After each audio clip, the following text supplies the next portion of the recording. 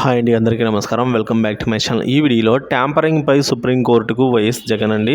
మరి వివరాలు వీడియోలో తెలుసుకుందాము. వీడియోని అయితే ఎక్కడ స్కిప్ చేయకుండా చివరి దాకా చూడడానికి ప్రయత్నం చేయండి. అలాగే వీడియోకి దయచేసి ఒక లైక్ చేయండి. ఈవీఎంలలో ఓట్లతో పాటు వీవీప్యాట్ల స్లిప్లను కూడా లెక్కించాలని సుప్రీంకోర్టులో పలు పిటిషన్లు దాఖలయ్యాయి. ఆ పిటిషన్లను విచారించిన అత్యున్నత న్యాయస్థానము ఆ అభ్యర్థనలను తోసిపుచ్చిందండి.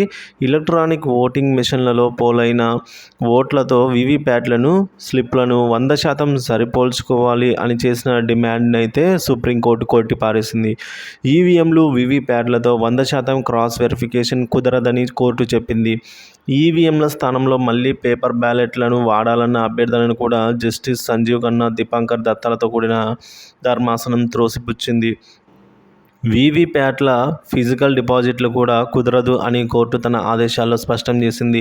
ఈ సందర్భంగా ఎన్నికల సంఘానికి పలు ఆదేశాలు జారీ చేసింది. ఈవీఎంలో సింబల్ లోడింగ్ ప్రక్రియ పూర్తయిన తర్వాత ఆ యూనిట్ను సీల్ చేయాలని తెలిపింది. దాన్ని కనీసం 45 రోజుల పాటు భద్రపరచాలని సూచించింది.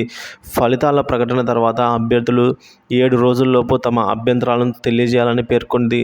అప్పుడు ఇంజనీర్ల బృందం మైక్రో కంట్రోలర్ ఈవీఎంలో బర్న్ చేసిన మెమొరీని తనిఖీ చేయాలనేది తెలిపింది. ఈ వెరిఫికేషన్కు అయ్యే ఖర్చు అభ్యంతరాలు లేవనెత్తిన అభ్యర్థులే భరించాలనైతే వెల్లడించింది. ఒకవేళ ఈవీఎం ట్యాంపరింగ్ అయినట్లు తేలితే ఖర్చులు తిరిగి ఇవ్వాలని సూచించింది. ఈ సందర్భంగా జస్టిస్ దీపాంకర్ దత్తా కీలక వ్యాఖ్యలైతే చేశారు. ఒక వ్యవస్థను గుడ్డిగా అపనమ్మకంతో చూడటము అనవసరంగా అనుమానాలకు దారి తీస్తుందని అభిప్రాయపడ్డారు.